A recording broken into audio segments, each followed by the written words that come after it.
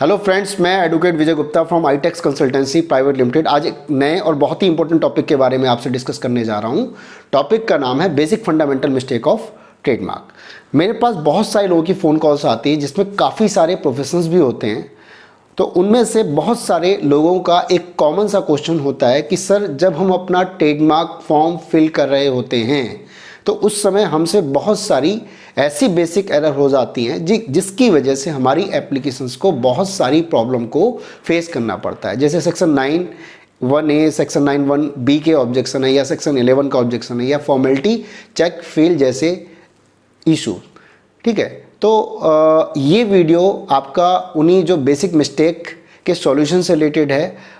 आप यकीन मानिए, अगर आप वीडियो को पूरा देखते हैं तो इस तरह की जो बेसिक मिस्टेक या तो आपसे बिल्कुल होंगी नहीं, अगर होंगी भी तो बहुत ना के बराबर होंगी। ठीक है, अगर वीडियो आपको पसंद आती है तो प्लीज़ इसको लाइक करिए। इसके अलावा औरों के साथ इस इन्फॉर्मेशन को शेयर भी करिए, क्योंकि आप यकीन मानिए कि इस इन्फॉर्मेशन की जो ज़रूरत है वो बहुत सारे लोगों को है। चलिए स्टार्ट करते हैं। फर्स्ट ऑफ ऑल, जब आप अपना ट्रेडमार्क फॉर्म ओपन करते हैं, ठीक है, तो उसमें क्या होता है कि टीएमए फॉर्म जब ओपन होता है तो उसके अंदर आपको सबसे पहले कैटेगरी चूज करनी पड़ती है। तो सबसे ज़्यादा गलतियां यहीं पर होती हैं। इसमें 4 कैटेगरीज आ जाती हैं, जिसमें से आपका टाइप ऑफ एप्लीकेंट में individual, second startup, third small enterprises और फोर्थ अदर का ऑप्शन होता है। अब इसमें अगर कोई पहली बार कर रहा है या जिसे ढंग से फिल करना नहीं आता तो उसे समझ नहीं आता कि इसमें से क्या चूज करना है, और वहीं पर गलतियां होनी स्टार्ट हो जाती हैं। तो सबसे पहला इसका मीनिंग समझना जरूरी है कि इंडिविजुअल का मतलब क्या होता है। इंडिविजुअल का मतलब कोई अकेला आदमी, कोई इंडिविजुअल पर्सन जब अपने नाम से कोई एप्लीकेशन फाइल करता है, ठीक है, तो वो इंडिविजुअल चूज करेगा। जैसे विजय गुप्ता अगर अपने नाम से कोई ट्रेडमार्क एप्लीकेशन फाइल करता है तो वो इंडिविजुअल कैटेगरी चूज करेगा। ठीक है, इसके अलावा दूसरी कैटेगरी आ जाती है कि आपका जैसे स्टार्टअप।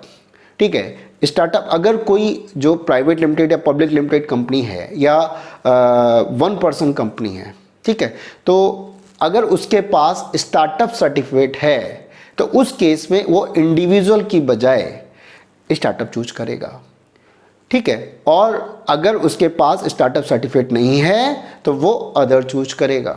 ठीक है, इसके अलावा अगर किसी प्राइवेट लिमिटेड या पब्लिक लिमिटेड कंपनी या 1 पर्सन कंपनी या एलएलपी या पार्टनरशिप फर्म के पास अगर एमएसएमई या उद्योग आधार है, सर्टिफिकेट है, तो उस केस में वो स्मॉल इंटरप्राइजेस चूज करेगा।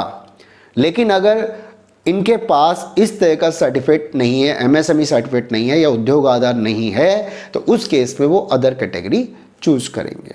ठीक है, तो आपको इस चीज़ का ज़रूर ध्यान रखना है। यहाँ पर सबसे ज़्यादा गलतियाँ हो जाती हैं।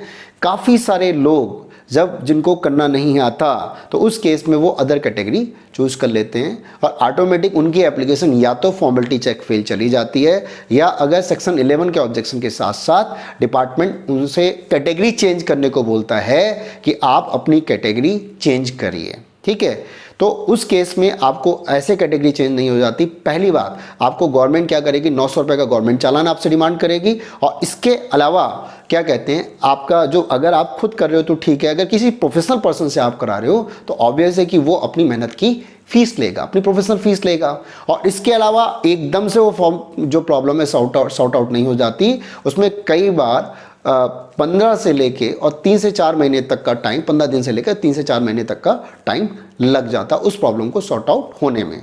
तो जो आपका ब्रांड रजिस्ट्रेशन का जो टाइम लिमिट है वो एक तरह से 3-4 महीने आगे खिसक जाती है। ठीक है, तो अगर आप इन पॉइंट्स को ध्यान रखते हैं तो आपसे ऐसी मिस्टेक बिल्कुल भी नहीं होगी। और मैं बता दूं, आज की डेट में अधिकतर जो एप्लीकेशन फाइल होती हैं उसमें ये मिस्टेक सबसे ज़्यादा होती है। तो आपको ये ध्यान रखने की ज़रूरत है कि अगर आप इंडिविजुअल कैटेगरी में, मतलब कोई पर्सन अपने नाम से एप्लीकेशन फाइल कर रहा है, तो सिंगल वर्ड चूज़ करना है, सिंगल कैटेगरी चूज़ करनी है, अदर कैटेगरी चूज़ नहीं करनी है, पहली बात। ठीक है, अब इसके बाद जब कैटेगरी आप चूज़ कर लेते हो, कैटेगरी के बाद आ जाती बात, दूसरा जो सबसे इंपॉर्टेंट पॉइंट आ जाता है वो आ जाता है क्लास चूज करने की बात।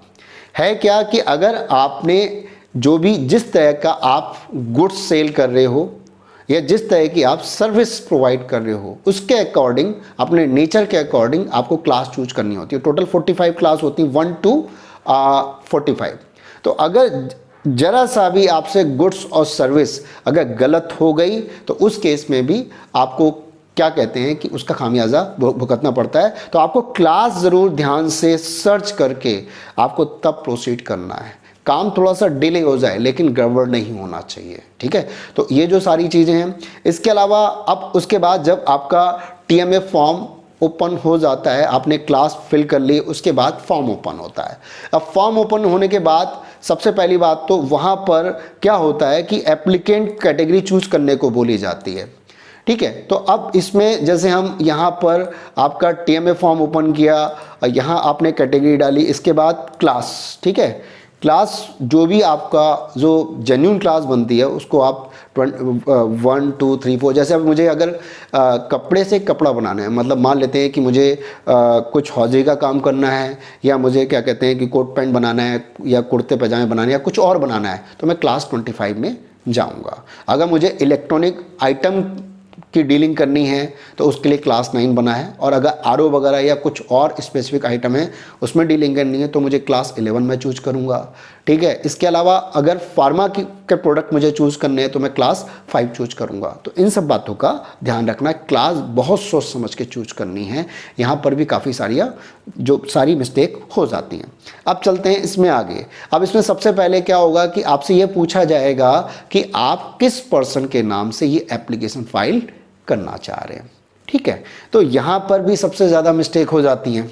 मैं बताऊं कि अगर कोई इंडिविजुअल अपने नाम से एप्लीकेशन फाइल कर रहा है तो उस केस में उस इंडिविजुअल पर्सन का नाम आएगा। जैसे विजय गुप्ता है, अगर मैं अपने नाम से एप्लीकेशन फाइल करूंगा तो वहाँ पर एप्लीकेंट में विजय गुप्ता आएगा। लेकिन अगर कोई पार्टनरशिप फॉर्म, कोई एलएलपी, कोई 1 पर्सन कंपनी, या कोई प्राइवेट लिमिटेड या पब्लिक लिमिटेड या कोई ट्रस्ट अगर ये कोई एप्लीकेशन फाइल कर रहा है तो वहाँ पर इंडिविजुअल पर्सन का नाम नहीं, बल्कि उस फॉर्म, पार्टनरशिप फॉर्म का नाम, अगर प्राइवेट लिमिटेड है तो उस प्राइवेट लिमिटेड का नाम वहाँ पर आता है एज ए एप्लीकेंट कैटेगरी में, ठीक है। ट्रस्ट है तो ट्रस्ट का नाम आएगा, ठीक है। तो अब इसमें कैटेगरी चूज करने के बाद अब इसमें जैसे आगे जाते हैं तो यहाँ पर सारी इंफॉर्मेशन आप क्या करोगे, फिल करोगे। जैसे आपने एप्लीकेंट का नाम पूरा लिखना है आपको, ठीक है। दूसरा एड्रेस में भी गलतियाँ होती हैं। एड्रेस आपको कंप्लीट एड्रेस लेना है। कंप्लीट एड्रेस बोले तो आपका मकान नंबर, जो हाउस नंबर से स्टार्ट करना है, और पूरा प्रॉपर एड्रेस, साथ में जो सिटी और स्टेट और पिन कोड ये प्रॉपर लेना है। मकान नंबर का ध्यान रखना है। मकान नंबर को आदमी सबसे ज़्यादा इग्नोर करता है। कई लोगों की तो एप्लीकेशन मैंने ऐसे देखी कि उन्होंने क्या किया कि केवल अपना जो जिस जगह वो रह रहे हैं केवल उसका एक वर्डिंग डालकर और कुल मिला के उनकी एप्लीकेशन फिल हो गई, वो कंप्लीट एड्रेस हो गया।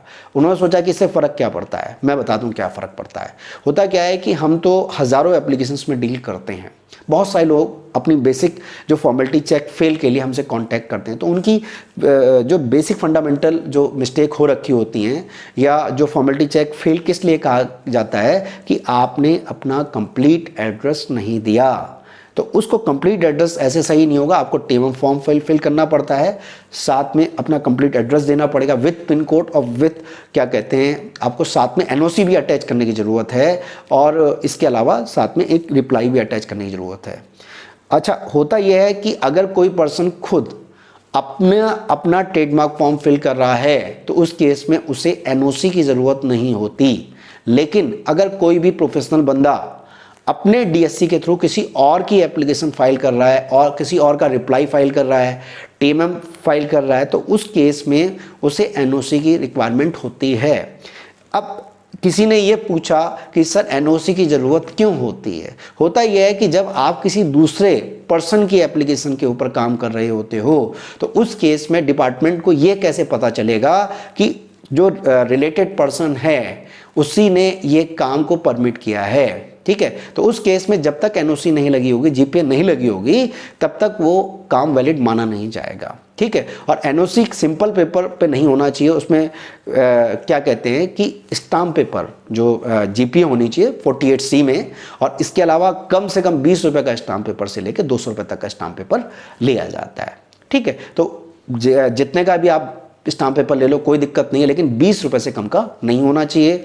जीपीए 48C में प्लस साथ में क्या कहते हैं कि आपका जीपीए ड्राफ्ट होना चाहिए, प्रॉपर ड्राफ्ट होना चाहिए, प्रॉपर लैंग्वेज होनी चाहिए, इसके अलावा वो प्रॉपर नोटरी होना चाहिए। ठीक है, तो ये एड्रेस, इसके अलावा स्टेट और डिस्ट्रिक्ट प्रॉपर लेना है, मेल आईडी और फ़ोन नंबर का भी आपको ध्यान रखना है। होता क्या है कि जो भी पर्सन, जैसे कोई बंदा है वो किसी की एप्लीकेशन फाइल कर रहा है, अब उसने क्या किया कि अपनी मेल आईडी और अपना फ़ोन नंबर डाल दिया। अब है क्या कि आगे जो भी डिपार्टमेंट मेल आईडी और फ़ोन नंबर दिए गए होते हैं, उन्हीं मेल आईडी और फ़ोन नंबर पे इस ट्रेडमार्क से रिलेटेड जब तक रजिस्टर्ड नहीं हो जाता, या जो भी चेंजेस होते हैं कि कोई ऑब्जेक्शन आएगा, एप्लीकेशन एक्सेप्टेड होगी या किसी ने अपोज किया, ठीक है, डिफरेंट चेंजेस वो डिपार्टमेंट इसी मेल आईडी और इसी फ़ोन नंबर के थ्रू इन्फॉर्म करता है। तो आपको सही मेल आईडी और सही फ़ोन नंबर, जैसे आप रेगुलर बेस पे आप क्या कर रहे हो, चला रहे हो या ऑपरेट कर रहे हो, उस मेल आईडी और फ़ोन नंबर को लेना ज़रूरी है। ठीक है, तो ये एक इम्पोर्टेंट पॉइंट आ जाता है। अब इसके बाद आ जाती है लीगल स्टेटस की बात। तो लीगल स्टेटस में सीधी सी बात है कि यहाँ पर जो अगर लीगल स्टेटस की हम बात करें तो आपको कैटेगरी ऑफ एप्लीकेंट चूज करना पड़ता है इसमें अंदर भी। तो अब कैटेगरी ऑफ एप्लीकेंट में आपके बहुत सारे ऑप्शन आ जाते हैं। ठीक है, अब जैसे इंडिविजुअल अगर चूज़ किया है शुरू में तो ऑब्वियस है कि वहाँ पर सिंगल फॉर्म लिया जाएगा। अब वहाँ पर जैसे पार्टनरशिप है तो पार्टनरशिप चूज़ किया जाएगा। पार्टनरशिप का मतलब क्या है कि जहाँ पर 2 और मोर पर्सन मिलकर काम करते हैं, होने वाले प्रॉफिट को साथ में डिस्ट्रीब्यूट करते हैं, आपस में डिस्ट्रीब्यूट करते हैं। एलएलपी एसोसिएशन पर्सन, अगर कोई ग्रुप है जिसने एसोसिएशन पर्सन के तौर पे अपने को रजिस्टर्ड कराया है तो वो एओपी चूज़ करेगा। इसके अलावा आपको बताया कोई गवर्नमेंट डिपार्टमेंट है, कोई भी सरकारी डिपार्टमेंट है, अगर उसके नाम पर, उसके बिहाफ पर कोई एप्लीकेशन फाइल हुई है तो वहाँ पर गवर्नमेंट डिपार्टमेंट चूज किया जाएगा। अगर कोई जॉइंट फैमिली है, हिंदू अनडिवाइड फैमिली है, अगर उस फैमिली के नाम पे कोई ट्रेडमार्क फाइल किया जा रहा है तो वहाँ पर एचयूएफ चूज किया जाएगा। इसके अलावा कोई जॉइंट फर्म है या सोसाइटी है या कोई ट्रस्ट है तो उनके उस ट्रस्ट के नाम पर या उस सोसाइटी के नाम पर या उस जॉइंट फर्म के नाम पर ट्रेडमार्क फाइल किया जाता है। ठीक है, इसके अलावा इसमें दो जो हैं सबसे ज़्यादा कंफ्यूजिंग वाली चीज़ें कई बार आती हैं। होता क्या है कि मोस्टली जो ट्रेडमार्क फाइल होते हैं वो तो या तो इंडिविजुअल कैटेगरी के फाइल होते हैं या कभी कभी पार्टनरशिप के, और या काफ़ी हद तक आपका जो प्राइवेट लिमिटेड के, सबसे ज़्यादा इंडिविजुअल, दूसरे नंबर पर प्राइवेट लिमिटेड के। अब होता क्या है कि जब प्राइवेट लिमिटेड की बात आती है, ठीक है, या पब्लिक लिमिटेड की बात आती है या किसी कंपनी की एलएलपी की बात आती है तो वहाँ समझ नहीं आता कि क्या चूज़ किया जाए। वहाँ पर दो ऑप्शन सबसे ज़्यादा कंफ्यूज करने वाले होते हैं, एक होता है बॉडी इनकॉर्पोरेट और दूसरा होता है स्टैट्यूटरी बॉडी। अब समझ नहीं आता क्या चूज़ किया जाए। कई बार तो होता है कि जब आपको कंफर्मेशन नहीं होती, सही से पता नहीं होता तो तुक्के लगते हैं, और तुक्का कभी कभी सही लगता है, अधिकतर गलत लगता है, लेकिन उसका खामियाजा बहुत ज़्यादा भुगतना पड़ता है। तो आज थोड़ा सा डिफरेंस मैं इन दोनों में भी आपको बताने जा रहा हूँ, क्योंकि ये क्वेश्चन भी मुझसे बार बार पूछा गया कि सर बॉडी इनकॉर्पोरेट और जो स्टैट्यूटरी बॉडी है उन दोनों में क्या डिफरेंस है, मतलब कैसे पता किया जाए। ऐसा है, सबसे पहली बात तो कि इसमें कोई भी जो बॉडी इनकॉर्पोरेट का मतलब होता है कि कोई भी private limited company, public limited company या 1 पर्सन कंपनी, मतलब जिसके साथ भी कंपनी आ रहा है, ठीक है, या जो भी मिनिस्ट्री ऑफ कॉर्पोरेट अफेयर्स के अंडर में आ रहे हैं, जैसे एलएलपी का फॉर्मेशन भी मिनिस्ट्री ऑफ कॉर्पोरेट अफेयर्स के अंडर में होता है, ठीक है, या कोई स्मॉल कंपनी है, ठीक है। तो ये जो सारी चीज़ें जो हैं आपका बॉडी इनकॉर्पोरेट में आ जाती हैं, ठीक है, एलएलपी वगैरह। तो इस चीज़ का आपको ध्यान रखना है। अब हम बात करते हैं कि आपका स्टैट्यूटरी बॉडी क्या होती है, क्योंकि ये क्वेश्चन भी मुझसे कई बार काफ़ी लोगों ने पूछा कि सर स्टैट्यूटरी बॉडी होती क्या है। हम तो यही समझते हैं कि जो बॉडी इनकॉर्पोरेट और स्टैट्यूटरी बॉडी दोनों सेम चीज़ें हैं, जबकि दोनों अलग अलग हैं। मैं बता दूं कि स्टैट्यूटरी बॉडी मतलब जिसका जो फॉर्मेशन गवर्नमेंट के थ्रू हुआ है, ठीक है। अब जैसे इसमें कुछ नाम मैं बता दूं कि जो जितने भी जो कमीशन है, जैसे नेशनल ह्यूमन राइट्स कमीशन, ठीक है, या नेशनल कमीशन फॉर वुमेन या नेशनल कमीशन फॉर माइनॉरिटीज़, ठीक है, इसके अलावा national commission for backward classes या नेशनल लॉ कमीशन या नेशनल ग्रीन ट्रिब्यूनल, ये सारे क्या कहते हैं कि आपके स्टैट्यूटरी बॉडी में आते हैं। अगर इसमें से कोई भी डिपार्टमेंट अपने नाम से कोई भी ट्रेडमार्क फाइल कराता है तो उस केस में वो क्या करेगा, बॉडी इनकॉर्पोरेट नहीं बल्कि स्टैट्यूटरी बॉडी चूज करेगा और किसी को भी इसको चूज करने की ज़रूरत नहीं है। तो ये जो कैटेगरी हमारे और आपके जैसे लोगों के लिए बनी ही नहीं, किसी कंपनी के लिए नहीं बनी। तो कंपनी के केस में आपको statutory body body incorporate choose करना है, ये बात आपको ध्यान रखनी है। ठीक है, अब चलते हैं इसके आगे। ये यहाँ पर सबसे ज़्यादा गलतियाँ होती रही हैं, ठीक है, जिसकी वजह से जो ट्रेडमार्क है उसे रजिस्टर्ड होने में काफ़ी डिले हो जाता है। ठीक है, तो ये अब इसके आगे जैसे हम चल रहे हैं तो ये सब आपने जब कंप्लीट कर लिया तो उसके बाद आ जाता है कि आपकी जो कैटेगरी ऑफ ट्रेडमार्क, जो ट्रेडमार्क की कैटेगरी है उसमें क्या चूज़ किया जाए, ये इसमें भी बहुत ज़्यादा गलतियां होती हैं। नॉर्मली जो लोगों को पता है कि जो ट्रेडमार्क जो होता है वो आपका दो टाइप का होता है, एक आपका वर्ड और दूसरा डिवाइस। अच्छा, इन दोनों में भी डिफरेंस लोगों को पता नहीं है। कई बार मेरे पास ऐसे भी क्वेश्चन आते हैं कि सर क्या एक एप्लीकेशन में या एक गवर्नमेंट चालान में कोई भी पर्सन अपना नाम और लोगो दोनों चीज़ें एक साथ रजिस्टर्ड कर सकता है? तो इसका आंसर है नो। एक फीस में कभी भी दोनों चीज़ें रजिस्टर्ड नहीं होती।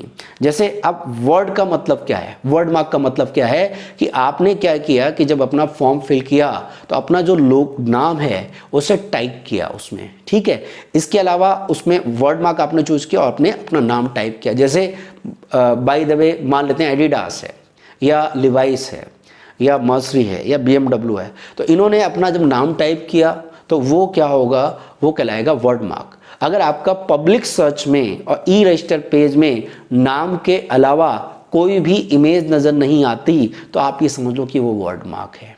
ठीक है, तो ये होता है वर्ड मार्क। अच्छा, इसके अलावा डिवाइस, किसी ने ये पूछा कि सर डिवाइस को या कैसे पहचाना जाता है, लोगों को कैसे पहचाना जाता है? ठीक है, तो होता क्या है कि जब आप क्या करते हो कि आप JPG फॉर्मेट में या या PDF फॉर्मेट में जब कोई डिजाइन बनवाते हो, ठीक है, कोई लोगो बनवाते हो, ठीक है, तो वो कहलाता है आपका डिवाइस। ठीक है, जैसे फॉर एग्जांपल कुछ जो रेगुलर सबको पता है कुछ ब्रांड के बारे में, ठीक है, जैसे एडिडास है, बहुत पुराना ब्रांड है। अब उसमें आप देखो कि लोगों को कैसे पहचानना है। आप देखेंगे जब भी आप कहीं किसी मॉल में या किसी शोरूम में आप जाते हैं तो एडिडास का शोरूम में आप देखना कि आपको क्या क्या मिलेगा, कि आपको 3 पत्तियां या जो आपका 3 पत्तियों का एक फ्लावर मिलेगा। ठीक है, तो वो क्या होता है, वो एडिडास का आइडेंटिटी है, लोगो है वो। मतलब अगर वहाँ पर एडिडास का नाम नहीं भी होता, केवल उन 3 पत्तियों को देख के, ठीक है, उस इमेज को देख के आदमी समझ जाता है कि यहाँ पर एडिडास है। तो एडिडास ने अपना वो जो लोगो है, ठीक है, वो 3 पत्तियों वाला लोगो, ठीक है, जो कमल के फूल की तरह पत्तियां हैं, वो क्या है कि वो लोगो रजिस्टर करा रखा है। ठीक है, उसके अलावा एडिडास ने और भी लोगो अपने रजिस्टर कराए हैं। जैसे आपने देखा होगा कि कई बार आप देखोगे कि वहाँ पर 45 डिग्री एंगल में जो 3 लाइनें होती हैं, वो भी क्या कहते हैं कि एडिडास का एक काफ़ी फेमस लोगो है। तो वो भी एडिडास की आइडेंटिटी है। या आपने देखा होगा हिंडई या होंडा में आप देखोगे तो हिंडई का अगर लोगो आप उसके आगे उसका मोनोग्राम लगा होता है, हिंडई और होंडा का जो लोगो है वो एज बना हुआ है। मर्सिडीज का आप लोगो आप देखोगे या ऑडी का जैसे देखा जाए तो ऑडी में छल्ले बने हुए हैं। ठीक है, या मर्सिडीज में आप देखोगे एक रिंग बनी है और स्टार जैसा बना हुआ है, 3 लाइनें हैं उसमें, तो स्टार बना हुआ है, सर्कल, राउंड सर्कल टाइप का बना है, उसमें 3 लाइनें इस तरह से हैं। तो ये इनकी आइडेंटिटी है। मर्सिडीज में कहीं भी उन्होंने मर्सिडीज वर्ड यूज़ ही नहीं किया, ऑडी में वो वर्ड यूज़ ही नहीं किया। केवल उनकी आइडेंटिटी क्या है, या जैगवार में उनका लोगो जो होता है वो उनकी आइडेंटिटी होते हैं। ठीक है, तो आप हमेशा ध्यान रखना कि अगर आप, सीधी सी बात है, एक फीस में कभी भी दोनों चीज़ें रजिस्टर्ड नहीं होती। आपको अगर दोनों चीज़ें रजिस्टर्ड करानी है तो वर्ड मार्क की एप्लीकेशन अलग फाइल करनी पड़ती है, लोगों की एप्लीकेशन अलग फाइल करनी पड़ती है। हालांकि जब लोगों की एप्लीकेशन फाइल होती है तो उस लोगों की इमेज के साथ साथ वहाँ पर नाम भी टाइप होता है, और वो जब रजिस्टर्ड होता है तो नाम भी निकल के आता है। लेकिन वहाँ पर आप ये समझ लेना कि आपका केवल लोगो रजिस्टर्ड हो रहा है।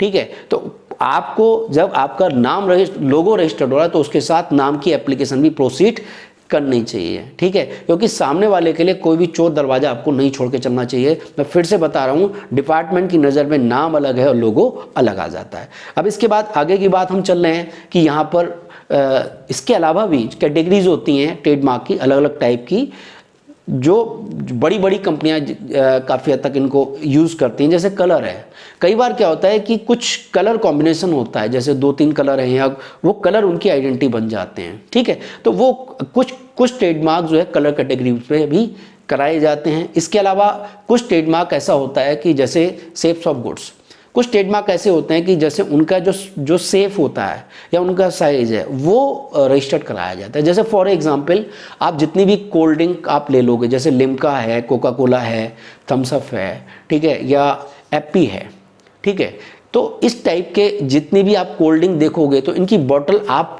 अगर आपने ध्यान नहीं दिया तो आप सामने रख के देखना, इनके सबके साइज आपको अलग अलग मिलेंगे। जैसे लिम्का का अलग मिलेगा, ठीक है, लिम्का का सेप बिल्कुल अलग मिलेगा, कोका कोला का बिल्कुल अलग मिलेगा, इसके अलावा जो एप्पी का बिल्कुल अलग मिलेगा, ठीक है, या ये एक जो आपका एक कोल्ड ड्रिंक चलती है टॉपिकाना का, वो बॉटल का सेप बहुत अच्छा है। जितनी भी जो बियर बॉटल या शराब की बोतलें होती हैं उनका सेप भी देखो कि सबका अलग अलग मिलेगा। तो होता ये है कि ये इनकी जो डिजाइनिंग है ये इसको क्या करते हैं, ट्रेडमार्क में रजिस्टर्ड कराते हैं, तो ये सेप के नाम से रजिस्टर्ड होता है, ठीक है, तो वो जो सेप है वो भी रजिस्टर्ड होता है ताकि कोई दूसरा पर्सन वैसी बॉटल को कॉपी ना करे, क्योंकि वो सेप भी उनकी आइडेंटिटी है।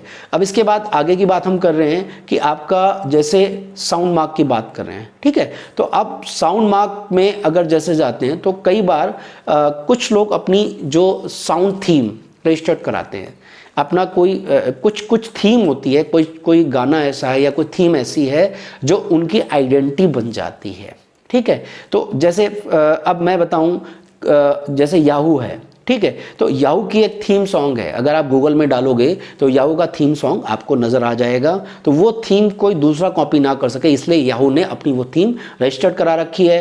नेशनल स्टॉक एक्सचेंज, ठीक है, उसकी भी अपनी एक थीम है, वो जो गाना है वो सॉन्ग है वो रजिस्टर्ड करा रखा है। इसके अलावा ICICI बैंक है, उसने अपना जो एक डिंगचिक करके एक थीम सॉन्ग है वो रजिस्टर्ड करा रखा है, जिससे वो सॉन्ग है वो एक तरह से थीम है, वो आपका ICICI बैंक की पहचान है, ठीक है। इसके अलावा जो ब्रिटेनिया इंडस्ट्रीज़ है या सिस्को है या नोकिया में आप देखोगे तो आपका इसमें क्या कहते हैं कि उसकी भी अपनी एक थीम सॉन्ग है नोकिया का। अगर जब आप ओपन करते हो तो नोकिया की एक डिफरेंट टाइप की एक उसकी साउंड थीम, जिससे पता चल जाता है कि भाई ये नोकिया है। नोकिया तो सबने यूज़ किया होगा, बहुत लंबे टाइम तक वो मार्केट में चला, एक मोनोपोली चली नोकिया की मोबाइल फ़ोन्स के मामले में, ठीक है। तो अब ये सारी चीज़ें आती हैं, तो इस तरह से ये सारे ट्रेडमार्क के अलग अलग कैटेगरी रजिस्टर्ड होते हैं। इसके अलावा कई बार क्या होता है कि कुछ ब्रांडिंग ऐसी होती है, कई बार आपने देखा होगा कि उनकी 3D इमेज होती है। 3D इमेज का मतलब कि ऐसा लगता है कि अभी निकल के बाहर आ जाएगा, तो इस तरह की जो 3D इमेज हैं ये भी ट्रेडमार्क में रजिस्टर्ड होती हैं, ठीक है। तो ये सारी कैटेगरीज आ जाती हैं, लेकिन नॉर्मली जो हमारे सामने आता है, हम ये देखते हैं केवल नाम और लोगो, नाम और डिवाइस, वर्डमार्क और डिवाइस। इसमें भी ढंग से लोग डिफरेंस क्रिएट नहीं कर पाते हैं। बार बार फिर से बोल रहा हूँ कि नाम अलग रजिस्टर्ड होता है, लोगो अलग रजिस्टर्ड होता है, और अगर जिसको लंबा गेम खेलना है उसको दोनों चीज़ें रजिस्टर्ड करवानी चाहिए, ठीक है। अब इसके बाद आ जाता है कि जैसे ये सब चीज़ें डिस्कस करने के बाद जो अगला पॉइंट आ जाता है गुड डिस्क्रिप्शन, गुड्स और सर्विस डिस्क्रिप्शन, ठीक है। जैसा अभी मैंने शुरू में भी डिस्कस किया था, अभी फिर से इसके बारे में हम डिस्कस करने जा रहे हैं। होता क्या है कि जब आप ट्रेडमार्क फाइल करते हो तो सबसे ज़्यादा इस वाले पॉइंट के ऊपर आपको रिसर्च करनी चाहिए कि आपका गुड्स या सर्विस कौन सी क्लास में आ रहा है। और सीधी सी बात है, गुड्स और सर्विस ऐसा है कि कई बार आदमी सोचता है कि भाई मैं एक ट्रेडमार्क फाइल कर रहा हूँ, उसमें मैं जो गुड्स बेच रहा हूँ A to Z सब कुछ आ जाए, या जो सर्विस दे रहा हूँ वो सारी सर्विस आ जाएं, ठीक है। तो कई बार ऐसा होता भी है कि भाई ऐसा है कि वो गुड्स या सर्विस जो आप प्रोवाइड कर रहे हो सकता है वो उस क्लास में आता हूँ। मैंने क्या कहा, टोटल 45 क्लास होती हैं, तो सारे गुड्स और सर्विस किसी एक क्लास में नहीं जा सकते, पॉसिबल भी नहीं है, ठीक है। तो है क्या कि जितनी भी उसमें जैसे मान लेते हैं अब कपड़े हैं, कपड़े अगर आदमी बेचता है तो क्लास 25 का पार्ट है। जैसे अब मान लेते हैं कोई कोट पैंट है या कुछ हौजरी के आइटम है या कुछ और बेचे जाएंगे, पैंट शर्ट वगैरह या कुर्ता पजामा, तो वो आप क्लास 25 का पार्ट है। अगर टेक्सटाइल बेचा जाता है, चादरें वगैरह बेची जाती हैं, तो वो आपका क्लास 24 का पार्ट है। ठीक है, इसी तरह से इलेक्ट्रॉनिक गुड्स अगर बेचा जाएगा तो क्लास 9 का पार्ट है। आरओ वगैरह सेल करे जाएंगे, आरओ भी आप देखो तो चलते तो इलेक्ट्रिसिटी से ही हैं, तो आदमी सोचेगा एक काम करो क्लास 9 में आप आरओ भी डाल दो, ऑटोमेटिक आपका फॉर्मेलिटी चेक फेल चला जाएगा। ठीक है, आपसे आरओ को हटाने को बोलेगा, तो आरओ को की एप्लीकेशन, आरओ को अगर आपको रजिस्टर्ड कराना क्लास 11 में आएगा। ठीक है, कुछ लीगल लैंग्वेज का भी हमें ध्यान रखना है कि आपका क्या होता है कि कई बार कुछ ऐसी लैंग्वेज आदमी यूज़ कर देता है जो नॉर्मल लाइफ में तो यूज़ होती हैं लेकिन लीगल तौर पर उसे मना किया जाता है। ठीक है, जैसे अब क्लास 3 में हैंड सैनिटाइज़र, आज की डेट में जैसे जब से कोरोना आया तो हैंड सैनिटाइज़र वर्ड बहुत पॉपुलर हुआ और बहुत बिका, ऐसे बहुत सारे ब्रांड रजिस्टर्ड हुए हैंड सैनिटाइज़र के। ठीक है, तो क्या है, लेकिन नॉर्मली आप क्लास 3 में ये जाता है, लेकिन हैंड सैनिटाइज़र वर्ड आप यूज़ नहीं कर सकते। हैंड सैनिटाइज़र के बाद उसका जो के अलावा कुछ उसका लीगल वर्ड है वो यूज़ किया जाता है। अगर हैंड सैनिटाइज़र वर्ड यूज़ कर दिया तो डिपार्टमेंट ऑटोमेटिक उसे फॉर्मेलिटी चेक फेल ला देता है। तो ये सब बातें आपको क्या है ध्यान रखने की ज़रूरत होती है। तो अगर आप इन सब पॉइंट्स को आप फॉलो करते हो तो आपसे जो बेसिक मिस्टेक हैं जो नॉर्मली लोग कर जाते हैं वैसी गलतियां आपसे नहीं होंगी। एक बार ऐसा भी हुआ कि किसी ने क्या किया कि किसी का फॉर्मेलिटी चेक फेल आया। अब फॉर्मेलिटी चेक फेल में उन्होंने कहा कि सर मेरा फॉर्मेलिटी चेक फेल की प्रॉब्लम आ रखी है, सॉर्ट आउट हो जाएगी। मैंने कहा सॉर्ट आउट हो जाएगी, लेकिन था क्या, उसने मुझसे एक क्वेश्चन और पुटअप किया कि सर मैंने लोगो बनाया, हमें 1.5 या 2 महीने हमें उस लोगो को बनाने में लगे। जब मैंने देखा तो लोगो बहुत अच्छा था, लेकिन लोगो उस पर्टिकुलर एप्लीकेशन में विजुअल नहीं हो रहा था, ना तो पब्लिक सर्च में ना ई रजिस्टर्ड पेज में।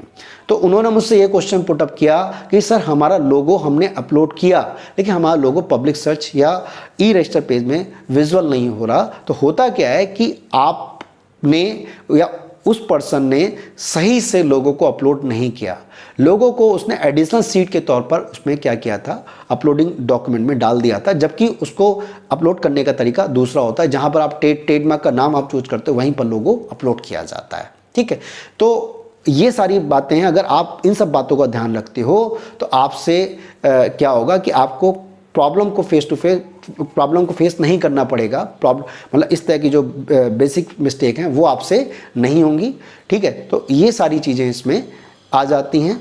और अगर आपको ट्रेडमार्क फाइल करना नहीं आता, मतलब आपने ट्रेडमार्क कभी फाइल नहीं किया, तो केवल किसी वीडियो को देख के उसको ज़बरदस्ती ट्रेडमार्क को फाइल करने की कोशिश आप मत करिएगा, क्योंकि हो सकता है कि आप ट्रेडमार्क का फॉर्म तो फिल कर जाओ लेकिन आगे आपको बहुत सारी प्रॉब्लम फेस करनी पड़ जाए, जैसे नाम को चूज करने में, गुड्स को चूज करने में। तो जब तक आपको परफेक्शन के साथ वो काम ना आए बिल्कुल भी अपने आप मत करिए। किसी प्रोफेशनल पर्सन जो अच्छा काम जानता हो, प्रोफेशनल का मतलब ये नहीं कि बिल्कुल कोई अगल बगल वाला, जो बहुत अच्छा काम जानता हो उसके हाथ में वो अपनी फाइल पास करिए। और जब आपको अच्छे से आता है तो प्रॉपर होमवर्क करने के बाद तब उसे प्रोसीड करिए, नहीं तो मत करिए। ठीक है, और अगर कोई सही पर्सन नहीं मिलता तो हमारी कंपनी जो है आपका ट्रेडमार्क फाइलिंग से लेके अगर उसके कोई किसी ने फाइल कर भी दिया अपने आप और उसके कुछ ऑब्जेक्शन आ जाते हैं तो उसके प्रॉपर रिप्लाई करना, अगर उसे नहीं आता तो अपने आप मत करिए, प्रॉपर रिप्लाई करना। 91A 91B या सेक्शन 11 के रिप्लाई हैं, या किसी का कोई किसी वजह से भी फॉर्मेलिटी चेक फेल चला जाता है। बहुत सारे इशू होते हैं जिनकी वजह से फॉर्मेलिटी चेक फेल चला जाता है। तो अगर फॉर्मेलिटी चेक फेल गया भी है तो उस केस में अगर उसे करना नहीं आ रहा, ठीक है, तो ये जो सारी सर्विस हैं, या किसी का कोई एप्लीकेशन अपोज हो जाती है, आजकल बहुत सारी एप्लीकेशन अपोज लोग कर रहे हैं। ठीक है, तो अगर किसी को किसी की एप्लीकेशन अपोज करवानी है या अपना एप्लीकेशन अपोज हो गई है या काउंटर अप्लाई अगर प्रोसीड करवाना है तो वो सारी सर्विस बहुत अच्छे तौर पर हमारी कंपनी प्रोवाइड करती है। तो अगर आपका कोई डाउट होता है या आपकी इस ट्रेडमार्क से रिलेटेड, फाइलिंग से रिलेटेड कोई भी प्रॉब्लम है तो आप मेरे पर्सनल कॉन्टैक्ट नंबर पे आप कॉल करके अपना डाउट ले सकते हैं। मेरा पर्सनल मोबाइल नंबर है 9625122106। ठीक है, तो इस नंबर पर फ़ोन करके आप अपने डाउट ले सकते हैं। इसके अलावा अगर वीडियो पसंद आता है तो फिर से यही कहूँगा कि प्लीज़ लाइक करने के साथ साथ जो है सब्सक्राइब करना ना भूलें, ठीक है, ताकि जो भी नए वीडियो हैं, जो अच्छे वीडियो हैं, उनके नोटिफिकेशन आप तक पहुंच सकें और उसका फ़ायदा आपको मिल सके। Thank you.